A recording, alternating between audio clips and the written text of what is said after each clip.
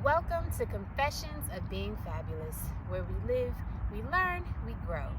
Today is a very special episode. We are graduating in May. This is graduation season. We have two students from Montclair University, Miss Sydney Wise and Mr. Derek Golden. Did I say your name right? Yes. Derek Golden.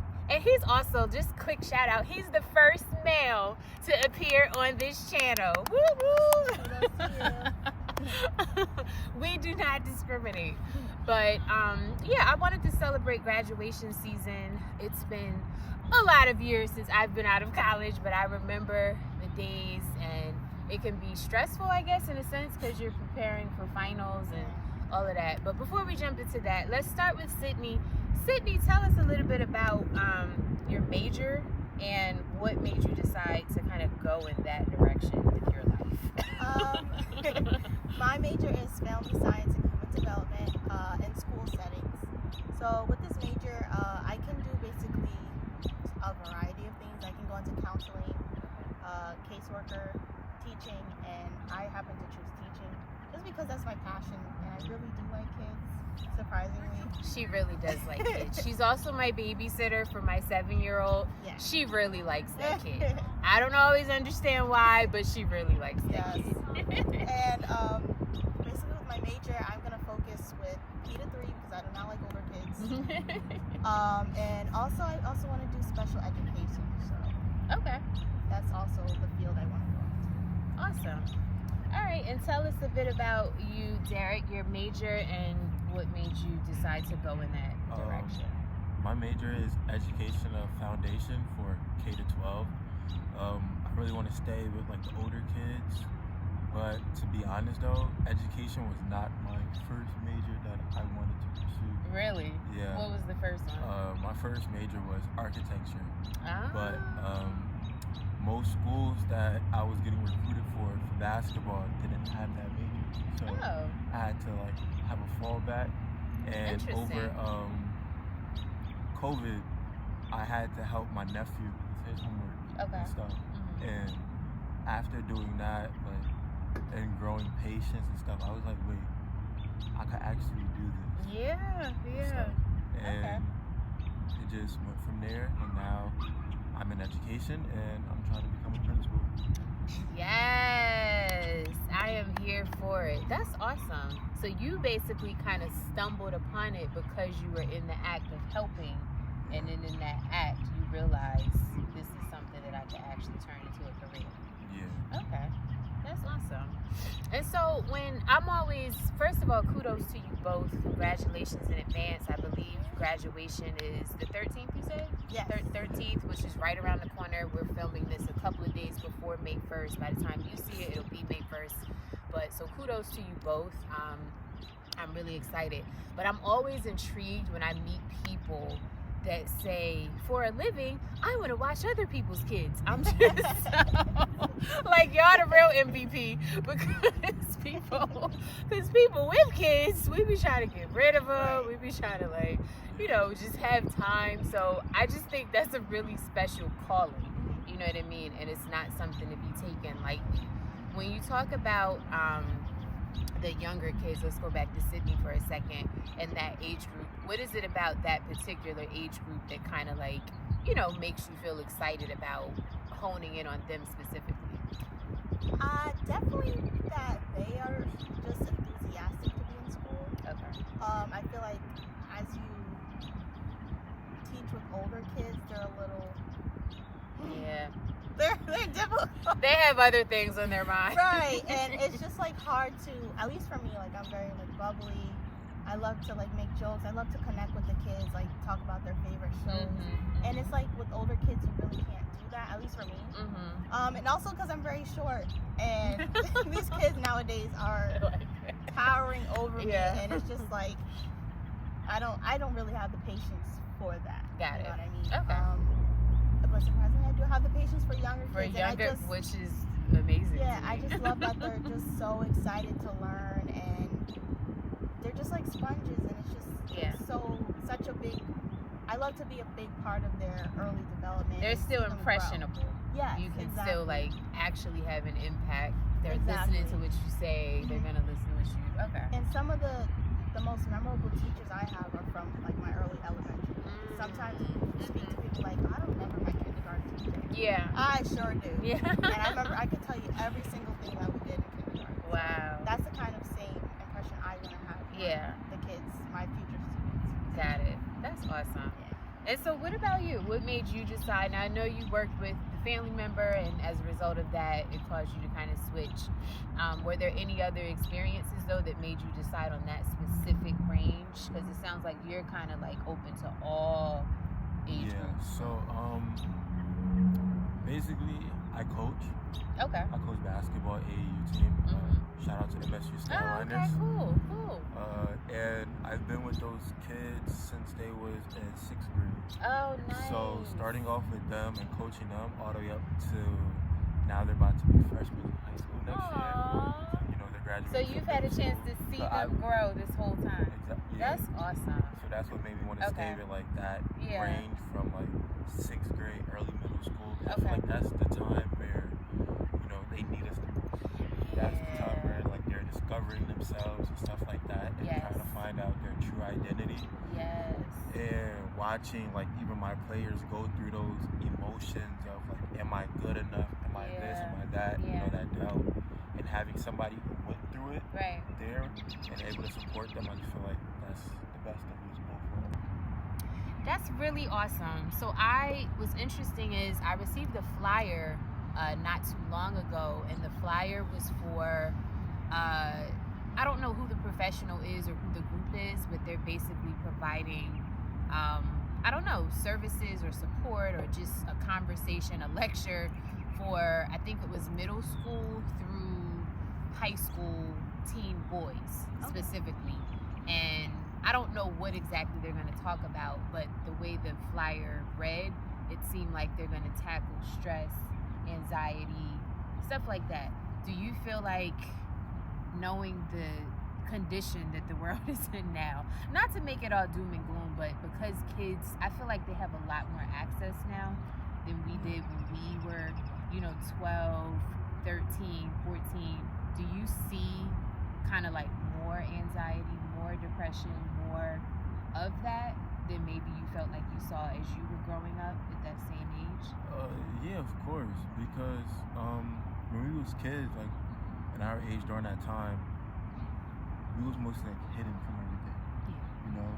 We wasn't really taught to express our feelings. We was taught to just keep them in and everything, or like, oh, you're a child, stay in a child's place type of scenario.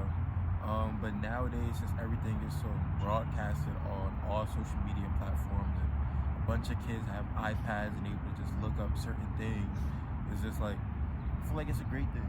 It opens the door for those tough conversations to be able to turn it into comfortable conversations that can get passed on for generations.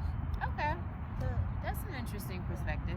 To piggyback off what Derek was saying, although we were hidden from it, it didn't really get brought up until like something occurred for that conversation to happen. That is a good point. So I kind of feel like nowadays, though they're so exposed to it, it's kind of like, okay, let's get out of that hidden, like hide it from them until they're ready to hear it. Address it sooner. Let's address it sooner. Like nip it in the bud before something happens. And let's talk about it now from whatever age they are, and let them know, like, hey, you might be going through stress, or you might go through depression sometime in your life, and you may never, but this is what you can do. This is what you should do. Seek help. Like, don't hide it to yourself. And I feel like it's like a whatever that word is. Yeah. I remember there was Netflix series 13 Reasons Why. Yeah, I remember. When that came out,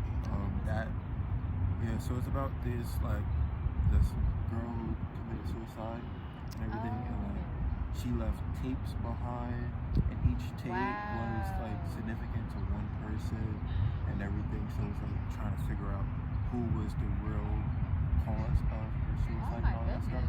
But that show or series, I want to say like opened the door Yeah. for a conversation with depression and stuff. That came out when I was in like around middle school. Interesting. Okay. So, and that's when like you start to see more kids come out and say like, yo, I'm actually feeling like this because they saw it in the show and it reminded them of themselves in a way. It almost gave them permission to like acknowledge a feeling that they were Yeah. having, and It's okay they to wouldn't speak out. otherwise have brought it up. Okay. Wow. And that's really important. One of the things that is concerning to me around just education in general, and this obviously is the mama bear in me, but no, also, you know, I have nephews, I have a niece, and I have just, you know, children that I care about because their parents are my friends. I really care about a child's confidence. Yeah. And sometimes I wonder, how does that get factored into education? Or does it? Like, is it ever at this level that you guys are at, the education of it all, before you're actually in the workforce, you know, in the classroom, so to speak? How is that kind of like even brought up, if it is? And I ask that because, without revealing any names, my child started his education at a place that I ended up pulling him out of in kindergarten, and it was really because I didn't feel like they cared if he had any confidence. It was only about, you know, the right answer. What is the right answer? And I'm like, but he's 5. Like, don't you want him to have a certain level of confidence so that he can go through life, especially as a black male, you know, whether people want to hear that or not, black males do have it harder. That's just a fact. So I didn't like that it didn't seem to be, I don't know, really considered, and fortunately that has not been the case. He's at a different institution now, but what if anything do you have to say about a child's confidence and how it is kind of introduced at the education level, you know, for people like yourselves who want to do this for a living? Is that something that is incorporated, or is that more so just a personal, you know, like it's something that you personally have to care about? Definitely, I would say it starts at home. I think parents have a big impact, but then also teachers do as well. Because, you know, you can raise your child to be confident, to know everything you taught him to, and then he goes to school and his teacher just might shut that down. Yeah. So you definitely get some of those bad apple teachers, I'll call them. Yeah. But then you definitely get those teachers who really will help your child build on their confidence and gain on that. And at least for me, I hope to be that kind of teacher. I hope to encourage them in their work. And some of the things we actually learn in school, being an education major, you learn to have like more positive reinforcement with the children, whether they make a mistake, whether they do it the right way. Okay. You learn to just say, oh, great job. Make kind of like a sandwich, like you say, great job, this week you can do better, but keep working hard. So I feel like that really helps with the confidence skills. Okay. And honestly, just creating like a safe environment for them to feel confident and feel like that they have room to grow. And like you said, like unfortunately, like you had those type of teachers that kind of just shut everything down or didn't really help you grow at all. And it was, but it was more so, to clarify, I don't even want to say it was the teachers as much as it was the institution. Okay. So like the institution as a body, as a school body, they had principles that just didn't quite sit well with me, because the principle is essentially involving, you know, not really caring about the child's confidence as much as you care about whether or not they got the right answer. So that's why I was saying, if someone in your shoes, you say, okay, I want to be a teacher, you know, I want to focus on this age group, or any age group really, but curriculum-wise, like, is it a part of the curriculum as you're in college? You know, anything on like child's confidence or, you know, self-esteem, or is that something where each teacher just kind of comes up with their own, you know, like whatever way of addressing it? I think nowadays it's becoming more part of the curriculum. Okay. But it should be something that as a teacher you just naturally want to do. Okay. You know, you want the best for your students, you want them to be confident Yeah. and everything, but you I've definitely started noticing that it's being like kind of incorporated into curriculums. Not every school is on that trend yet. Yeah. Unfortunately, Yeah. some are just like strictly academics. Just get your work done. We need to be the best, and that's all Right. they focus on.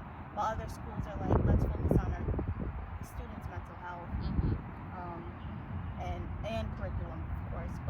And they're not beating the kids up about it. But definitely, it's starting to become a little more popular. I feel like. Yeah, like I'm taking a class right now, a creative learning class, Okay. and we actually talked about that, how to bring the children's creative side out, but also exert confidence within themselves and through their work. Yeah. And I feel like that comes with just understanding that the word no and wrong is so powerful to children, and we think, so like even with me, like I compare teaching to coaching all the time. So when I'm with my kids and I'm at practice and they do something wrong, I won't say that they're wrong. I'm just saying, I would say like, that was good, but we could be better. Like and everything, because there's still, I'd rather have somebody who gets something wrong and stuff than have somebody who gets something correct all the time. Because why? If you have a kid who constantly gets something correct, they're going to expect that everything they do is correct in life. And when something bad happens, They might have a breakdown. Exactly. They won't know how to come back from it. Versus a kid who has to learn and keep on growing, they're going to know, like, all right, I'm not going to succeed at everything. But I know that I'm not going to break myself down for when I fell. I know how to get back up and dust myself off and keep on pushing to thrive, to be Absolutely. better. Yeah. And I try to teach my son Nolan exactly what you just said. So Nolan, and I don't know if you've ever witnessed this when you're babysitting, but he really does not want to get the wrong answer. So, and it could be anything. He doesn't want to be wrong. And I had to explain to him, because he goes to a tutor, this is where you get it wrong. Like, this is, you want to get it wrong here. This is called practice. And the more you practice, the more, yes, you make mistakes while you're here. But it's so that at a later time, if you're taking a test or whatever, like now you have a better chance of getting more right answers. But I'm like, it's okay to not know all the answers, especially at 7. Like, you don't have to know all the answers. You're not a genius, and that's okay. Mommy's not a genius, daddy's not a genius. So if it was one thing that I could kind of like really get him to get, it would be that, because he does beat himself up and he gets really frustrated if he doesn't get the answer and know the answer. But meanwhile, he's doing the work, and I'm like, well, be proud of yourself, because you're doing the work. That's the part that, to me, that's the part that really matters. Like, are you putting in the work so that you can ultimately understand the answer, when you get it. And So. you said he's 7? He's 7. Yeah, like he's at the age where he's starting to develop, like, I want to say, like, pride within himself, and especially like as a black man and stuff like that. Our pride is that 7-year-old pride. Is like our pride is really our worst enemy, because it holds us back from reaching our full potential, because we wouldn't set our pride aside and just focus on the journey. We always worry about the outcome of things. That is so interesting. At 7 though, like how is he like that at 7? Because like for you me, feel like you were like that when I was 7. I grew up in a luckily a 2-parent household at that time. But being the only boy out of 5 older sisters, I felt like, okay, I have to step up. And that's the age where I started to actually take sports serious. So I was just like, all right, I have to do this, I have to do that, and if I get it wrong, then I'm a failure and stuff like that. I'm not good enough. And that's when I was at the barbershop, and an old man told me about pride. Like, he was like, it's okay to put your pride aside and focus on the journey and not the outcome. Right. And he may not understand that now at 7. Yeah. It might click to him like, oh, that's what mommy meant, or that's what whoever meant. But I think it's just important to, like what Derek was saying, just have those conversations, like in adult words, kind of, so that he, you know, I don't know what to say. I wouldn't have thought. No, it's interesting. I would not have. The word pride would not have come to mind for me, to be honest, because I was just labeling it as he just doesn't like to be wrong, or he doesn't, you know, he doesn't like, he gets frustrated. So even when he's at his tutor, I could pick him up and they'll be like, yeah, today wasn't, you know, a great day. He got frustrated. He might even cry, you know. But I wouldn't have thought the word pride. But that makes sense, because it's almost like, so even with he just did his first, sorry Nolan, we giving all your business, putting all your business in the street. But you can forgive me. Right. But he just did his first 5K. I'm very proud of him for that. That's 3.1 miles. And there was a moment when he, I asked him at the end, you know, I was like, are you proud of yourself? You did it? And he's like, yeah. And then I'm like, was it hard? And he actually paused for a second. Like, most people are gonna say yes, especially if it's your first time, you're not a runner. But he like hesitated to say yes, and he was like, no. And I was just like, okay. That's his confidence. Yeah. Well, okay, and maybe that's one way of looking at it, because the way I looked at it was, again, thinking he just doesn't like to admit any sort of weakness or failure. I'm like, well, if it was hard, it's okay. I was like, it's actually even better if it was hard because you finished it. Right. You know what I'm saying? So I'm often just trying to, I don't know, kind of paint a picture of failure being okay. And I know people don't like that word, but it's a reality of life. Exactly. It's literally what this channel is all about. We live, we learn, we grow. Right. So I embrace, frankly, failure, because I don't feel like it has to truly be that. If we learn something from it and we continue, and, you know, thank God, if we're in the land of the living, that means we have an opportunity to try again. So, but I just wanted to ask that, because I'm just really passionate about, as children, you know, when they are in school for as many hours as they're there, I do feel like, you know, parenting is one thing, we're going to do what we do at home. But then now in the classroom, I kind of want the teacher to care about his confidence. Absolutely. I want the teacher to care about, you know, his self-esteem. So. And they should. That just shows how effective of a teacher they are. Anyway. Yeah. So, you know, they feel that on their part. Yeah. You know, they're not the most effective teacher. Right. Unfortunately. Yeah. And he's blessed now. He has great teachers now. I feel like they definitely exemplify that quality. So that's, you know, very wonderful for me to see as a parent, because it gives me a certain level of like calm, and, you know, I feel like he's safe while he's in there. Right. So, all right. So one more question before we wrap up. What exactly, I like to kind of play name it and claim it. So you guys are about to graduate. Is this it, or are either of you continuing with your education? I'm gonna continue. Okay.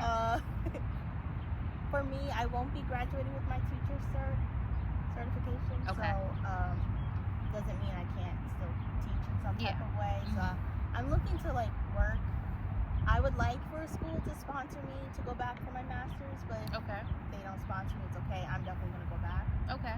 And with my master's, I will go get my teacher's cert and also certification to teach special ed. So name it and claim it. What is your dream job right now? Right now. So essentially, you're taking a break from education for a little bit to work. So if you could like snap your finger, what would be the Snap dream my finger. job? I am a special education teacher. P to 3. If they want to put me all with all those grades, they can. Okay. And just changing the lives of my students. Yes, and so it is. She named it and claimed it. Yes. What about you? Name it and claim it. What's your dream job? At this season in life, I'll say, because obviously got a lot more life to live, but at this stage, what is like your dream? Snap your finger. What does that job look like? My dream job is being an owner and founder of my own institution.